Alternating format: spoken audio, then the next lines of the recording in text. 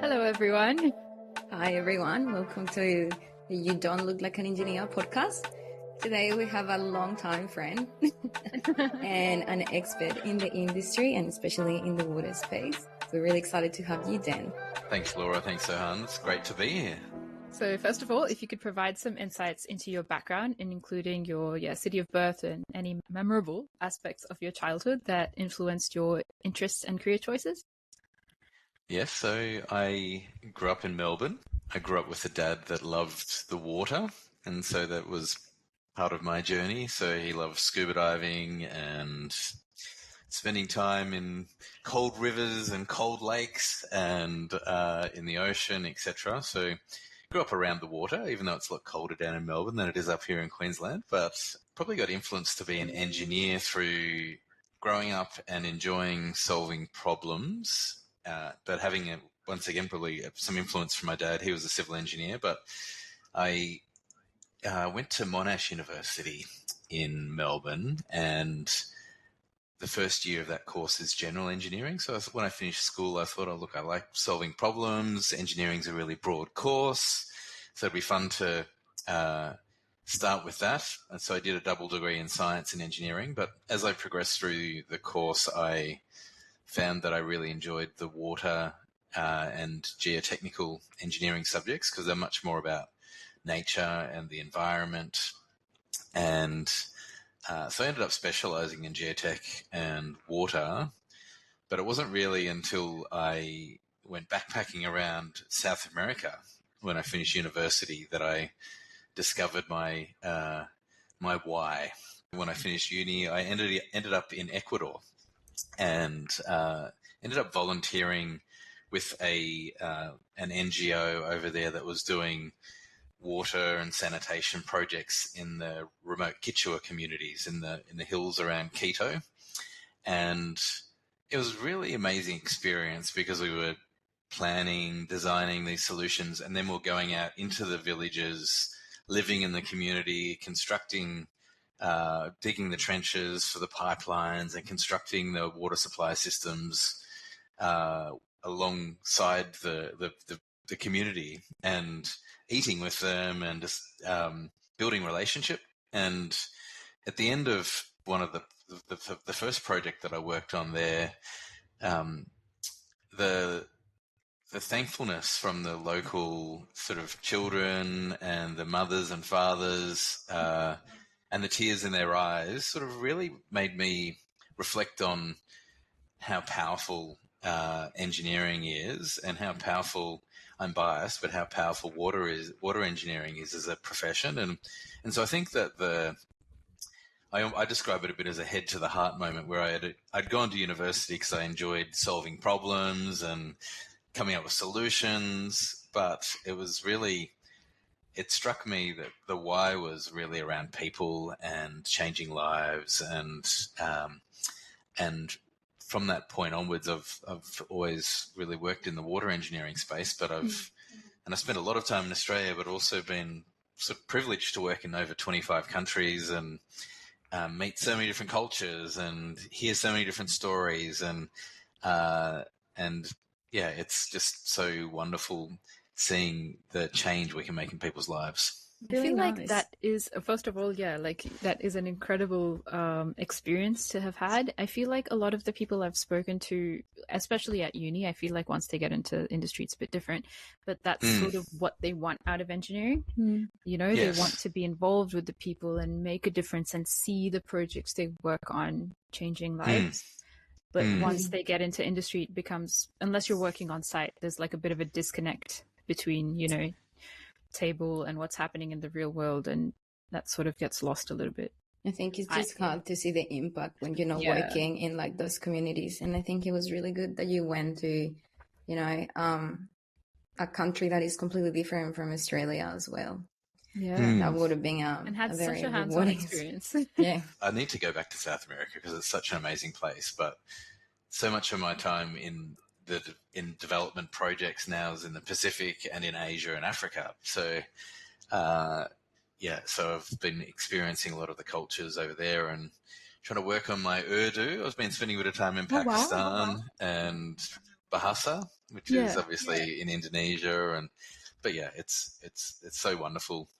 We've got such a diverse country, diverse planet that we live on, and we can learn so much from other cultures. Yeah, absolutely. Yeah. So now that we're talking about what you did and what you do and what influenced you to choose engineering, if you were to explain to like a 5-year-old what you do, what would you say to them? Oh, great. I love that as a question. And it's interesting, my kids often are, and my kids are slightly older than 5 now. I've got 3 girls, and they're all in primary school. But when I talk about what I do is I just say, look, I help provide clean water so you can drink it, and help take away wastewater so that it can be used as a treated and used as a product for people. So that's probably the simple way I describe it. Are they fascinated by that answer? Well, they are. I think the product conversation is an interesting one for kids too, because they think about poo, and it's a bit of a fun topic for kids usually. Yeah. But it's interesting for them to think about it as actually, you could make energy out of that, or you could create biochar and use it for to help sort of plants grow, and it changes their thinking a little bit if you explain it that way. That's right. It's actually a very progressive conversation to have with those little ones. It's like you could actually be drinking water that was in the toilet before. It's true. It is true. And it's so important to start the conversation at those ages, because there's a lot of stigma, and a lot of these projects actually have pushback because of that. People not understanding. Yes. Yeah. Yes. So I do think we have an opportunity to influence the next generation for sure, and I think there's a lot of it's interesting there's so many different stigmas that we have an opportunity to break down, aren't there, when you think about that? Honestly. So you talk about that one. One of the other ones I was having a discussion about the other day, we were talking about STEM. I was on a panel in Canberra last week actually, and I think one of the stigmas often for engineering is it's all about maths and science, and so people get put down pathways as they're going up through school. If you're good at maths and science, then you'll be good at engineering. Whereas so much of engineering is about creativity, and so much of it's around people and relationships and having empathy and understanding the social and environmental impact. And so, how do we broaden people's perspective and thinking about what we do is a really interesting topic. Have you come up with any solutions as to how? Because that's are the topics that we're truly passionate about. And every time that we have these conversations with people, it's like everyone has their own approach. So if you would like to share some of yours. One of my friends who was actually on the panel last week, she was talking about putting the A in STEM. So referring it to as STEAM, but thinking about in terms of an arts perspective and redefining how we talk about engineering, because it is much broader than just maths and science. There's so much. It's such a holistic industry and vocation that we work in. How much of that do you think, like, obviously we need to cultivate that thought process in people coming into the industry, but how much of it do you think, is it more a percentage that we need to change the people already in industry? Because I feel like young people come in and they're already like excited to have all these, cool ideas, but people already in the industry is like, no, we just need a solution for this problem. And I think it's a really interesting conversation piece, and probably the way engineering's taught now is changing a lot, isn't it? So I'm involved as an adjunct professor at UNSW in Sydney, and they've now got a minor in humanitarian engineering, and there's a number of other universities starting to do that as well. But the way engineering's taught is much more. There is much more consideration for the social and environmental impact. So people go through university hearing that and experiencing that and wanting to be part of that when they get into the workforce. So, if there's cultures where that's not the norm, then it's an interesting conversation of how do you as a generation coming through, how does the next generation coming through influence it, but how do the leaders in our industry and in organizations try and shift that culture as well? And I mean, every company, the culture in it and its approach to engineering differs a lot, but we do need to shift. We need to shift the thinking of people coming through schools, but we also need to shift the thinking of people in organizations, that what they do and what their teams do is about so much more than concrete and steel. Yeah. But touching on humanitarian engineering, do you think you're more a humanitarian engineer than a water and like wash sort of specialist? It's a good question, isn't it? Yeah, I think I definitely am a passion-driven person, and so I've found over my career, when I've been on projects or in roles where I haven't been able to as closely connect with that why and that purpose, I've found it harder. So I definitely like being around people that are inspired and get out of bed because they're excited about what they do. So I would say that humanitarian side and that environmental focus is really what drives me as a person. I really like that you, I guess, from an early age knew your why, because I feel like a lot of the young professionals sort of like struggle with finding out, and there's a lot of pressure, you know, when you finish high school and you have to choose a career and everything. Do you have any tips or any advice that you received earlier in your career that you would like to share with people regarding your why and your values? I think don't be afraid to try new things and stretch yourself. And I think by stepping out of your comfort zone, you learn a lot about yourself and about what drives you and what gives you life, and also what you might find more challenging in terms of your passion and your why. So, I mean, a good example for me was after I'd been working in Melbourne for a few years, I got asked to go and set up a water business for Arup over in Singapore. So for setting up the water business in Southeast Asia, and it was the first time I'd traveled a lot, but it was the first time I'd lived overseas. And living in a culture which is very different, at first I found challenging, but over time it made me sit there and go, well, why am I finding this so hard? So I found in Singapore, they're very structured and very process driven and very systematic and very follow the rules as a culture. And I found myself getting really frustrated, and I had to reflect on, well, what is it like? Why am I finding this frustrating? And how do I learn to adapt and adjust and embrace the culture that I'm in and find the gold in it, as well as sort of recognize there's some things that are different. And over time, I learnt Singapore has a huge Chinese population, it has a huge Indian population, it has so many. It's a very multicultural city, but I just loved. I learnt to just love the friendships that I built with people of Chinese background, Indonesian background, Malaysian background, Filipino, Indian, and the way the family culture works over there. And we're very individualistic in Western culture, generally speaking, and in a lot of Asian cultures, they're very collective as a model. And so looking for the gold in whatever situation you're in and trying to learn and embrace that is part of the journey. So I suppose it's a long way to answer your question of how do you find out your why. I think you find out your why by exploring lots of different things, and each time you find something that clicks with you and resonates with you, sort of adding that to your list of things that bring you joy. Yeah. And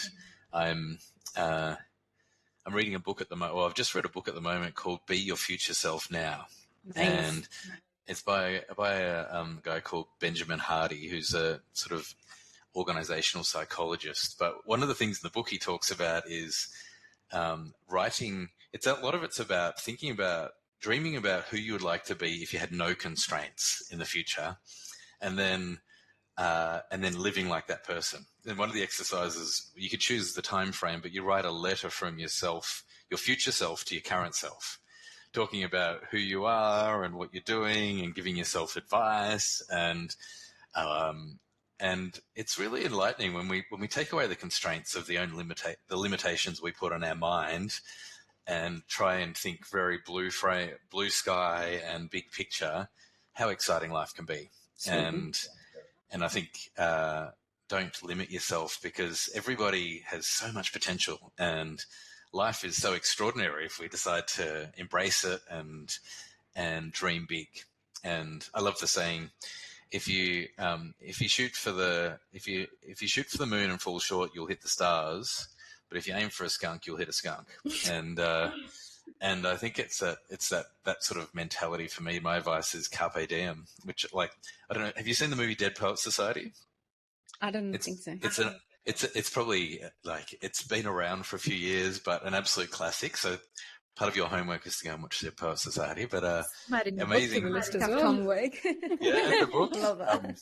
The Dead Poets Society, one of this is about a really inspiring teacher in a school, and he was in a really stuffy private all-boys school, and they'd had they'd sort of been disciplined and had the life beaten out of them in some ways, and he came in and he kept saying carpe diem, which obviously means seize the day, and helping the kids to dream about what their why was and what they wanted to do, rather than what the school wanted them to do or what their parents wanted them to do. And sometimes we need to step out of that frame of reference of what does the world expect us to do, and what does the world expect us to be, as opposed to who we're called to be. And I think that's that thing. And that said, I'm still doing it now. I just read that book, and I'm still trying to go, actually, Daniel, stop worrying about what other people think about you, and just be who you're supposed to be. Yeah. And you need to keep recalibrating and reminding yourself that because we keep trying new things, we go, hang on a sec, that was a good experience, but was it exactly, is it exactly the direction I'm supposed to be going in now, or is this where I'm being called, and is this what brings me life, and is this where I'm playing in the things that get into my place of flow? Have you heard the word ikigai? Yes. The Japanese word? Yes. It's like an intersection of what you love and what you want to do or something. Yeah. And what the world needs. It's an intersection intersection of what you love, what you want to do, what pays, like getting paid, and there's 4 different areas to it, but fundamentally it's about finding that sweet spot where you're playing in your why, and getting paid is a joy because you're doing something that brings you life. And so for me, I've been sitting there going, well, what's my place where I'm in that ikigai? What's that flow of doing things that I'm not doing work just to get money. I'm doing work because it's something that makes you want to jump out of bed in the morning. Makes me want to jump out of bed. Two things that come out of that. Oh, sorry, Laura. No, I was just going to add that I'm not going to say a question. I'm just going to say that it's so refreshing to hear someone at at the stage you are in your career to still be like, I'm still learning, and I'm still also to still finding need to keep recalibrating, because like someone who's literally like, from what is visible to the outside person looking, that it looks like you grabbed every opportunity, made a path for yourself, and are literally doing what you came to do in engineering. To feel that you still need to, consider, am I on the right path, recalibrate, and maybe every experience is not 100%, but you're still learning so much from it. I think that's comforting for anyone who's like possibly stuck in a in between jobs or in a role that they're not currently amazed by, and it can help them stay focused. I think that's a good point. And one of the things I would say to encourage people is, don't be afraid to fail, or don't be afraid to don't feel like your life's ended if you've taken on a job or stepped into a company which you feel like hasn't worked out exactly the way you want it to, because they're all learning curves and learning experiences, and you learn more through the challenging times often than you do through the really successful times. And they really, you can either let hard times crush you, or you can let hard times shape you and mold you and and define you. Have you ever had an experience in engineering where it was like, this is not taking me where I want to be? Like, I just kind of have to, I don't know, that like I need somewhere else to be more involved in what I want to do to make a difference. Yeah, I've often felt that. I mean, I think early in my career, I took on a role in a piling contractor. So geotechnical deep foundations for the non-engineers amongst us, and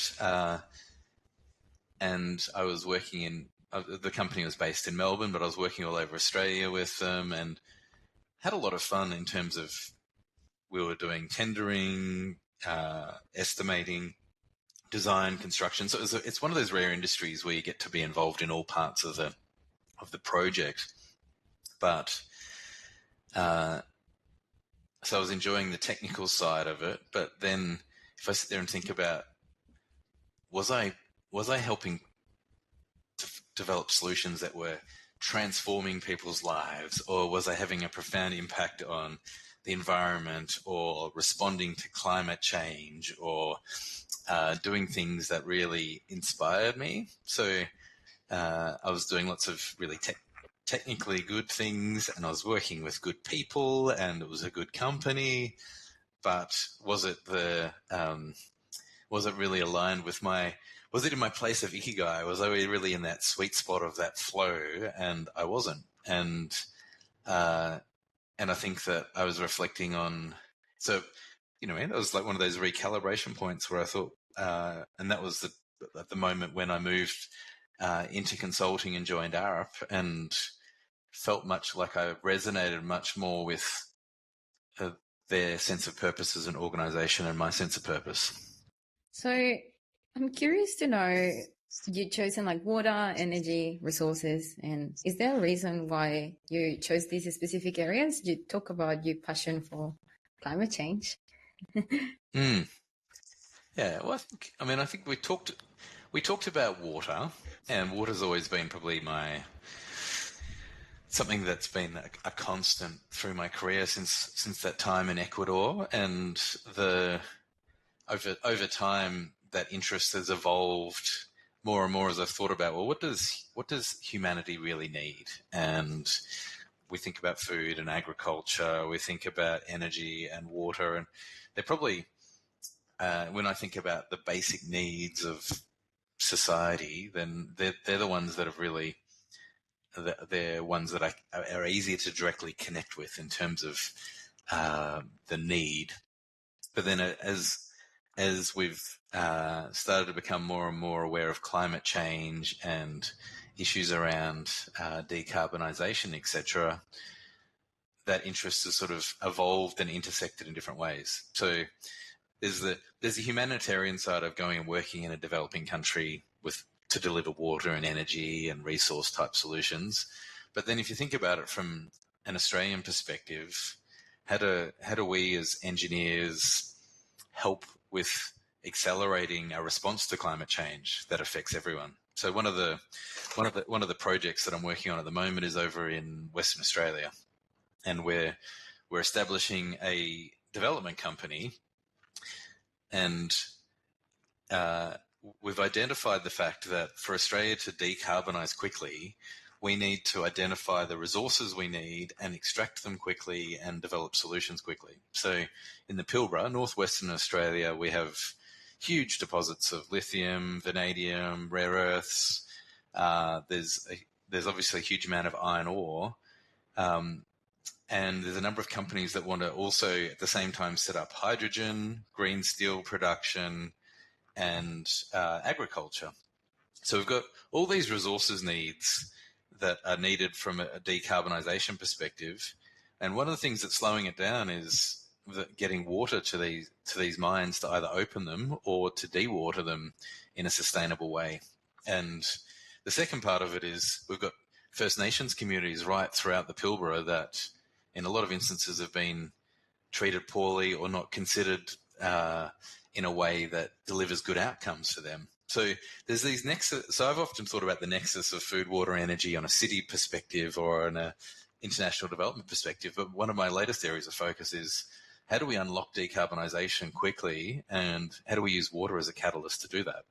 And how do we do it in a way that delivers outcomes for communities in those areas? So I think for me, there's such an obvious synergy and connection between water, energy, resources, and the benefits that we can provide for communities. And thinking in that lens in different types of contexts is something that is really exciting. And so for me, creating new ideas and new solutions is something that brings me a lot of energy.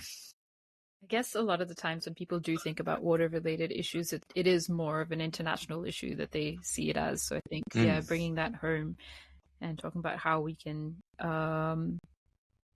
create new energy solutions, and just because, the Pilbara is massive for mining. I guess what I'm curious about your thought process in this, in developing all these solutions, is like, I guess it involves a bit of like a system sort of mindset. Be able to see big systems and picture them connecting and that sort of thing. What steps do you think an individual can take to cultivate that kind of mindset and apply it effectively? I think I agree. I think it's a systems mindset. Probably one of the things I think that's helped me along the way also is always trying to constructively ask the question why. So there's the why about our purpose, but there's the why about why do we need to build that pipeline? Is there another way to do it that might deliver better environmental and social outcomes and cost less money? Or why have we always used this methodology for doing something when we might be able to come up with a different solution? So I think that creative side of how we think as engineers is something sometimes we stifle it a little bit with the Western education system, and so we're taught to follow processes, and we're taught to think in a systems way. But I think there's also a lot of room for us to don't be afraid to dream, don't be afraid to step outside the box and constructively challenge the status quo. It would be sort of something that I think I've always done. Maybe it's as long as it's done in a productive way, I think it can be real value to people that you're working with. I see that you, when I was researching about yourself for this interview, I saw that you had a business administration and economics background. And I'm curious because in the industry that we're in, we face people that, they're like extremely technical driven, and engineering is everything they do. And, it's amazing to them. Did you ever face anyone, or like, was it challenging to have those interests in business or that business mindset as well when you were working with technical driven people? I think so. I think at times I felt like a round peg in a square hole in different organizations or in different roles that I was in. And there's lots of engineers out there that are probably better designers than I am, because they've got a real eye for detail and a real patience and methodical approach to doing things. And that is so valuable. But are they might not have strengths that I have. So, but not being able to recognize the strengths in others, but also being able to recognize, well, what are the strengths that you have, and then how do they add value and diversity to a team and an environment and a culture that you're in. So I think that for me, it was always looking at, well, if you look at the why as an engineer, often and the outcome that a client is trying to achieve, often there's a social element to that. There's often an environmental element to that, and there's an economic element to that. And so, if you talk about the business aspect of that you're referring to, understanding the drivers of the client that we're working with and the environment within which they're working or operating is really important. So I think that for me, it was always that sort of why conversation, asking questions conversation often takes us past just the technical solution to the fact that there's a broader reason and rationale and purpose for what you're doing. I really like that. And I really like that at the start of this conversation, you were like, empathy is sort of like a value or a personal attribute that you recognize that is really important in this industry. And especially in the work that we do. And yes, you're right, like creativity and be able to actually listen to what the community's needs are is so important. So again, it's really refreshing to hear that someone has that approach because it's really holistic and it's important in leadership. We continue to have these conversations in our podcast, and a lot of people actually think that leadership is something that we are getting wrong. I'm going to say that in the industry. Okay. But what do you think that we are missing in our engineering sector about leadership? Like what is that we're getting wrong?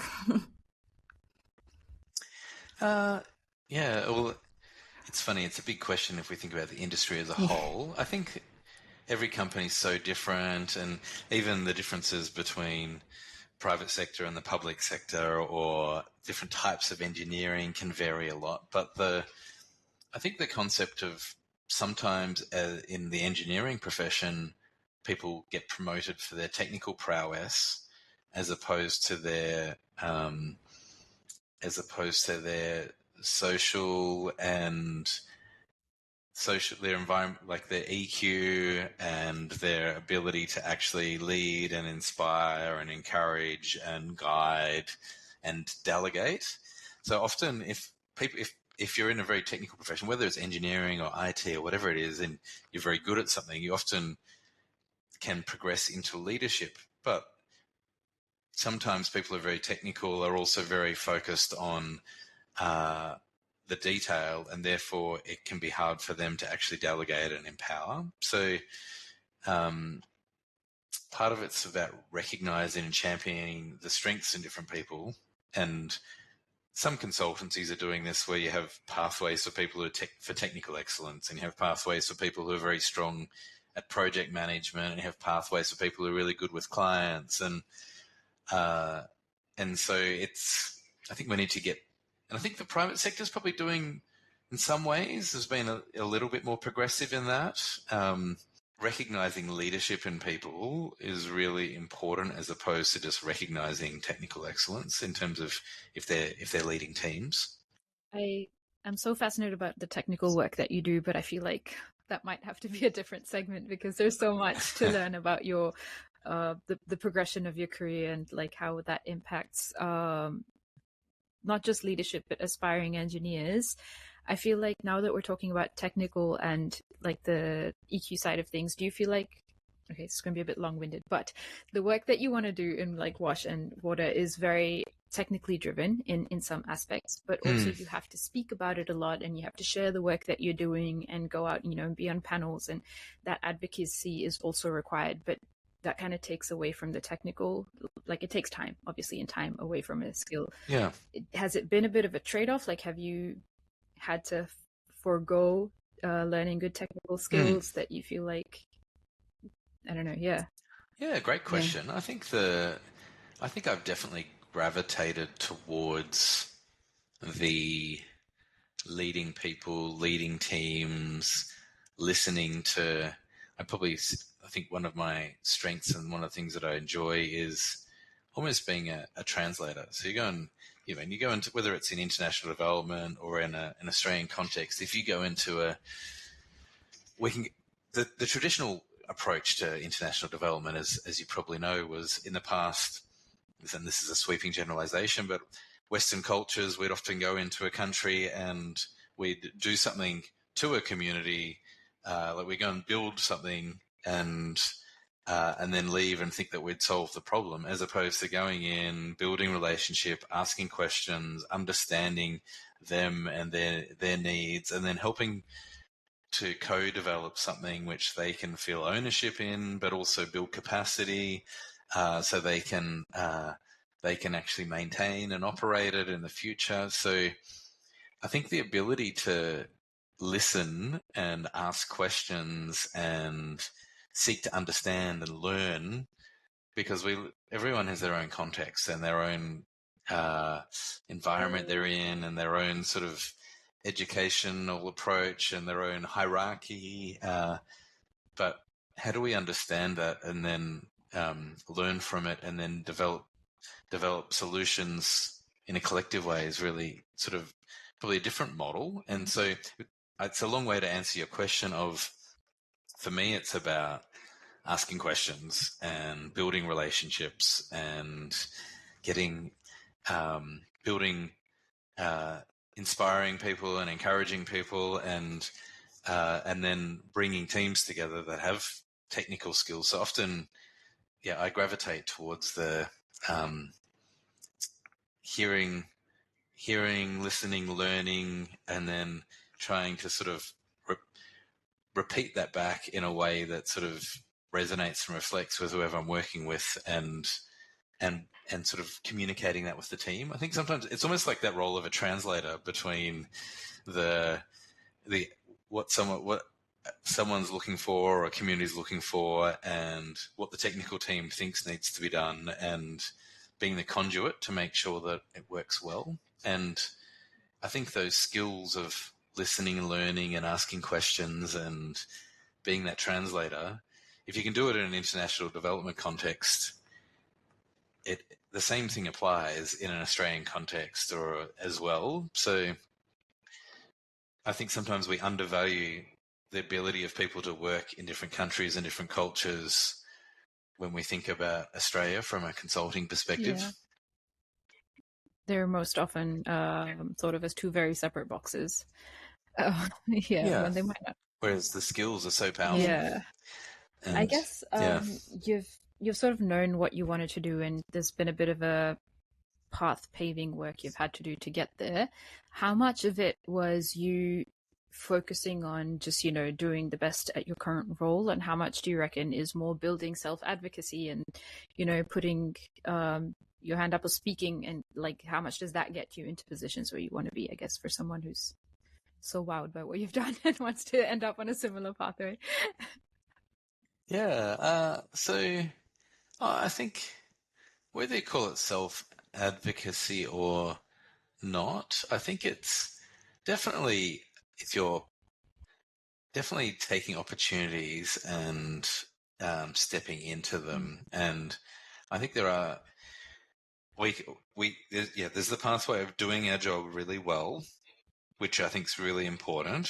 But then also sitting there thinking, there's this, there's so many different industry committees and bodies and organizations, and so many different areas we can volunteer in, and sitting there and thinking about who can I, if you're wired for relationships and for people and for influence and impact, then I think you often gravitate to going, I think I'd really enjoy being on that committee because I could build networks and learn from other people and help drive the industry in a positive direction. So I think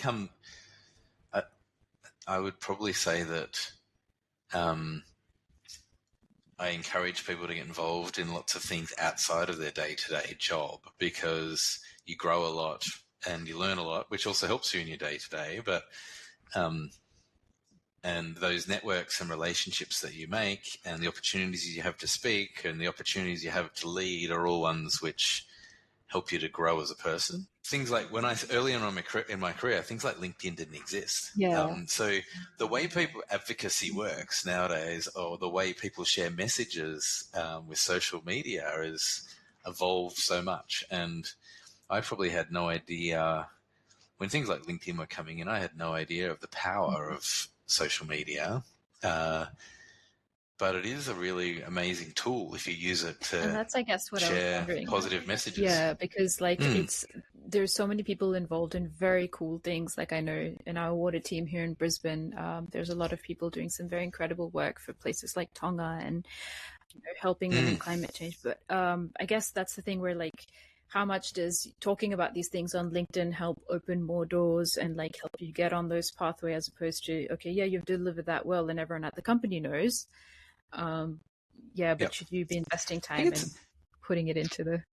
I think so. I mean, I think it's interesting. Well, my experience with LinkedIn has been so many people have connected with me over the journey because there's been things that I've posted about where it'll be either a country that they really connect with because they've got a passion for seeing change in that country, or it'll be about a type of technology that they want to explore, or it'll be I think LinkedIn can be a powerful tool for people to connect on areas of similar passion, and for you to I mean, I encourage people who are senior in an organization. It's very easy when you're busy to not be open to approaches, but I love sort of connecting up with people and trying to make time to have a coffee or a Teams chat and hear a little bit of their story and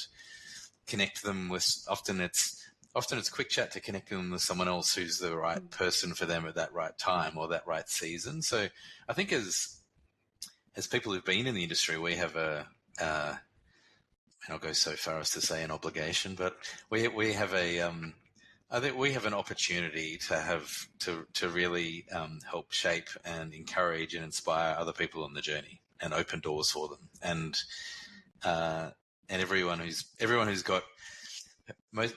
progressed in their career have had people open the doors along the way for them. So how do we pass it on? How do we pay it forward is something I'd encourage people with. Did you have anyone helping you? Did you have any mentors? I've had lots of people, lots of different mentors, and I think that both within organisations. So I was at Arup for 16 years and had some amazing leaders and people that encouraged me and supported me, and at times counseled me when I was going through a tough time and showed some empathy. But there was also lots of people outside, and I think this.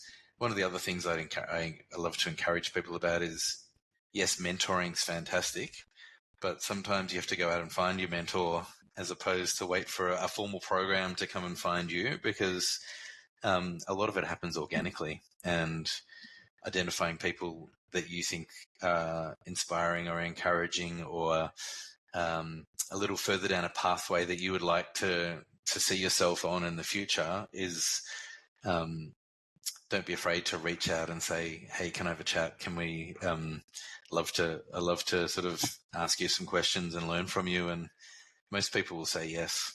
Speaking of pathway, you had mentioned when we were talking about, lining up dates that there'd been a change in what you were doing career-wise, and there was a new pathway that was going to be really cool. Do you want to tell us a bit about that? Yeah, so I mean, I spent the last 2 years working at Unity Water as an executive executive manager of sustainable infrastructure solutions, which was essentially the executive looking after strategy, planning, design, construction of their assets. And I resigned a couple of months ago, and probably for me, it's been one of those opportunities to explore what does it look like to put my entrepreneurial hat on and step out of the corporate world for a while, or the full-time employment for a while, I should say, to look at some different pursuits. And one of the things I'm working on is setting up that water development company in the Pilbara. So it's called Pittwater Capital, and really the purpose of that's fast-tracking decarbonisation, bringing sustainable water supply, and helping sort of transform First Nations communities in that part of Australia. So that's quite a different model, and I could talk a lot about that, but we probably don't have time today. But so that's one of the things I'm working on. I've stepped into a CEO role of a company called WaterStart, and WaterStart does a lot of. They're basically like an innovation accelerator. So they partner water utilities with. Well, they identify innovation or technology needs that utilities have, and then partner them up with technology companies, and then facilitate different funding models with government support, etc., to pilot and where appropriate implement technology. So I'm looking after the Australian practice for WaterStart. They're also over in the US and in the UK, but I'm off to Nevada for the global board meeting of WaterStart in December, and we'll be sharing sort of different innovation approaches that have been used by water utilities, and really about sharing knowledge and trying new things. And sometimes in our water industry, where for good reasons, we can be quite risk averse because we have an onus to provide clean drinking water. But how do we facilitate and enable innovation is something that I'm exploring. And then probably the other part of it is really stepping onto a range of advisory boards and stepping more into that international development space. So I'm off to Somaliland in a couple of weeks. So one of the groups, now have you heard of Somaliland? Some people haven't, because everyone thinks of Somalia, but Somaliland was like a breakaway from Somalia, and they're the largest country that's never been recognized as a country in the world. And there's a whole lot of history and reasons for that, which I had to look up, to be honest, because I only knew a little bit about them. But I'm on an advisory board for a group called Operation Water, and they were set up by these investment bankers from New York. And the model, really often you see a lot of not-for-profits or NGOs set up by people with a technical background or people that are humanitarians, but often with a very grassroots fundraising type model. So it's quite unusual model where these investment bankers became passionate about water, left very high-end careers in New York, set up this group to focus on Africa. But they're very skilled in engaging with government, structuring public-private partnerships, attracting finance, but they attract finance from private net worth individuals that aren't looking to make profit out of their giving. And so the first PPP that we've been working on has been in northern Mozambique. And the model is, if you can bring finance at scale, engage with government at scale, and structure large-scale solutions, we can respond to the humanitarian crisis more quickly. So if you think about a water project and you go in and drill an individual well, or you drill a few wells in a village, it has a great impact. But there's hundreds of millions of people without water, clean water and sanitation. So imagine we can develop models which can deliver solutions for whole regions of Africa. And so northern Mozambique, we're implementing at the moment. Somaliland's the next project which we're working on, and I think it's really exciting model. Which for me, it's about trying new things and saying, well, I've done a lot in the international development space and really enjoying it, but is there a different model that we can use to scale things differently? So probably the three areas are decarbonisation in the resources sector, innovation and technology, and then different models for international development and scaling solutions. So there's probably a few things. We I don't know are changing the world. You're probably expecting me to talk about one thing. I'm convinced we don't have the same 24 hours. Yeah. Sounds absolutely incredible, because unfortunately, a lot of like the committees and, there's so many people I've met who've been passionate about water, and they'll join all these youth for water things. And it ends up being, like you said, a grassroots fundraising exercise in general. And it doesn't elevate too much more from that, which can be moderately frustrating. So something set up like Operation Water just sounds, like Laura said, you're changing the world. And it sounds so effective. And well, interesting enough, Sohan, speaking of social media, it was a cold call message from Ryan Phillips Page, who founded Operation Water. He'd heard about me in Australia or seen one of my posts and connected with me and said, hey, I'm doing this thing in Africa. And I'm thinking, you're in New York, you're an investment banker. You know what I mean? It'd be so easy for me to have shut down the idea, as opposed to go, let's have the conversation and see whether there's something different we can do. And we've been exploring it and my role and involvement's been evolving over time. But being open to new ideas and new people and new ways is something that we need to continually. It works. Wow. Yeah, Connections. Exactly. Wow. Yeah, honestly. That's really fun. Yeah, and you probably have like, I guess, because you've worked in so many different places and been connected with so many people. Is it interesting? Like, I'm sure you still talk to a lot of them, like seeing how the projects you've worked on have shaped communities and stuff like that. Yeah, it is fun. It's fun to try and stay connected to the projects and the places you've been, because uh, the relationships you form are ones that should be bigger than just. Well, you want to see the impact of the project, but you also want to just hear that, stay in touch with the journey of people's lives. And I think that, yeah, I love the way we get to. I think we often get invited into a community. I worked on a project in Indonesia a few years ago in Bandar Lampung, and I was living in Singapore at the time and was flying in and out regularly. And it was very, I think the first couple of trips, it was a World Bank funded project, water supply for a developing city. And the first couple of trips, it was so hard because we'd go over there, we'd ask for a whole lot of information, everyone would nod and say yes.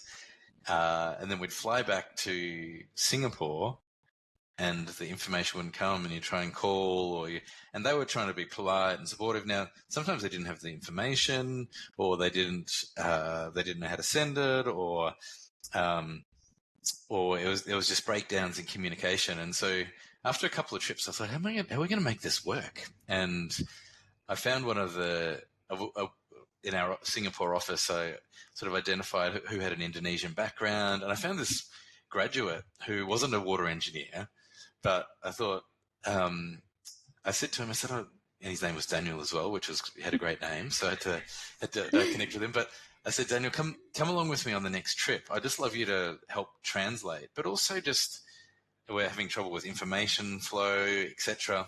So I took him over on every trip we went, and he had a ball because he learned a lot about water.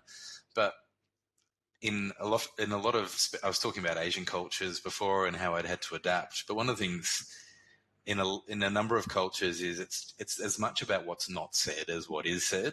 And so learning to read body language and learning to understand when people are being politely saying yes as opposed to meaning yes, and learning him being able to sort of pick up the side conversations and the context, and then slowly learning that was really a really wonderful experience. And then we'd go back and he'd help with a lot of the ongoing communication. But we had a choice of, when you go into a community, you can do a project and deliver a solution, or you can show that you really value them. And so we ended up getting invited to one of the ladies who helped lead the local PDAM, the local water authority, to her son's wedding, and you become sort of, those experiences you hold on to forever, because they're ones where you've given an opportunity to have a window into other people's lives, and so yeah. So for me, it's about staying connected and seeing what the projects are happening, but also what journey have those people been on, and some of them go on and do amazing things, and you see cities really change over time. Wow, I do have a question that it's got a bit of a stigma of being projected more to, female engineers and that kind of thing. But I do wonder, because you've been involved in so many different hats and been all across the globe, work-life balance. How does that work out over the years? It's probably varied at different stages. I mean, I think, one of the things someone said to me once, well, there's two things that I'd share on that. Someone said to me once, they said, in life, in your career, you've got to think about the 3 I's: your impact, your influence, and your income.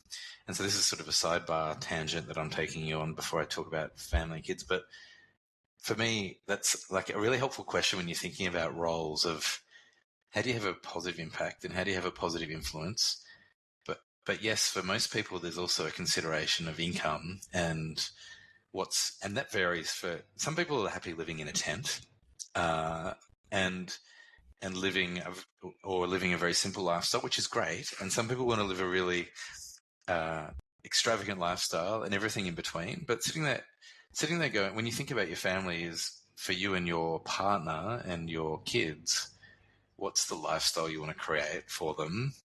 And therefore, what are the roles where you can have a positive impact, influence, and income that creates that? And then, so that's sort of the conversation around income and the environment. I think for me, probably, I mean, if I talk about my wife, she's amazing for starters, but secondly,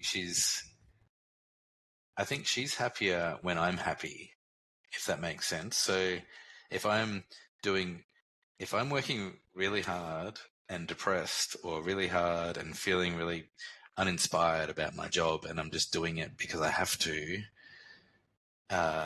that sort of impacts my demeanor and how I'm feeling and the atmosphere that I create around me at home.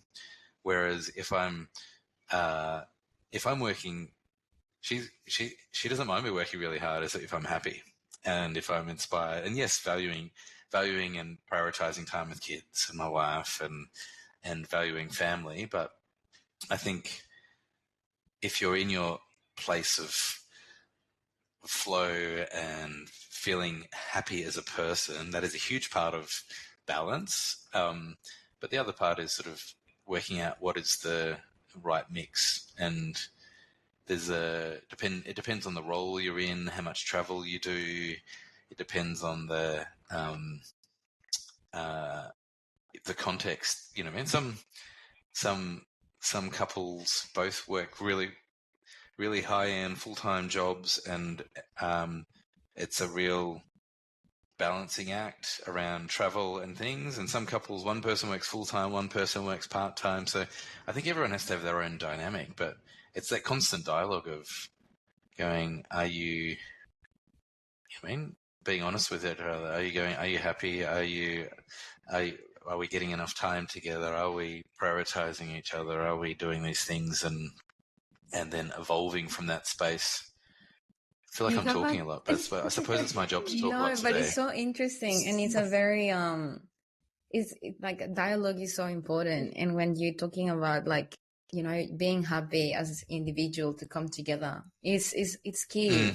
And we're really happy that you're sharing that with us. Exactly. And we obviously appreciate the fact that you are sharing this with us also, because it is your personal life and your personal experiences. And you obviously have been inspiring us by sharing your professional, a very little part of your professional journey, but also this other element of you that is, you know, then as a husband, as a partner. And it's beautiful to hear that, because many people can benefit from that. In fact, us in our early years without a partner and family, we think about it as well. So thank you so much, Dan. I think that the industry that we're in needs more people that dream big like you do. And that actually, you know, the world needs people that actually think that they can change it, because then we change it. So I'm glad that you didn't decide to just do that. I wouldn't have met you. That's true. We never would have got to have this podcast. Dan, it's so good to hear from you. Thank you so much for your time. We would love to have you again so we can talk about all the projects. 1 hour isn't enough. Yeah, it'd be fun. We'll see if we could actually get you down to, because there's so much that we'd be interested in, you know, from a water perspective, and water and gender has such a big role to play as well. And there's so much that can be uncovered sure does. in that space. So yeah, if you'd be. What's interesting, the water, like, I didn't talk about it so much, but one of the things that when we talk about people evolving their approaches around international development is they worked out, obviously in India, for example, a lot of the regional communities are quite hierarchical, and the men are the chief of the village, but they worked out to bring sanitation and bring water solutions. The people who brought the change were the children and the women. And so they started doing education programs in the schools, and then the kids would go home and say to their parents, why aren't we washing our hands? Why aren't we using clean water? And they started making songs in the schools that the kids would sing around the villages. And then, but also the mothers, and they were the ones who were in those cultures and contexts. They were cooking and cleaning. So they were collecting the water. So just because you've got a hierarchical system, which hopefully changes over time, but just because you've got that doesn't mean like the leader of something isn't always the person that's going to drive the change. So it's and so the power of women and children in international development is so amazing, and that's been such a real lesson learned and journey. But we can talk more about that some other time. But I think that's I found that really exciting when I started to learn about that on my journey. For an ending note, when you read Be Your Future Self Now, what does Dan see himself in 5-10 years?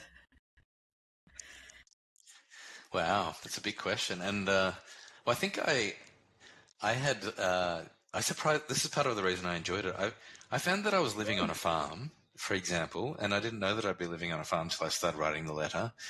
And we had views of the ocean, and we were doing all this living sustainably, all that sort of thing, which was really cool. But we were I'd created all these different companies, and so one of them was this development company for decarbonisation in the resources sector. One of them was a new model for scaling international development, a bit like the Operation Water, but an evolved sort of version of that.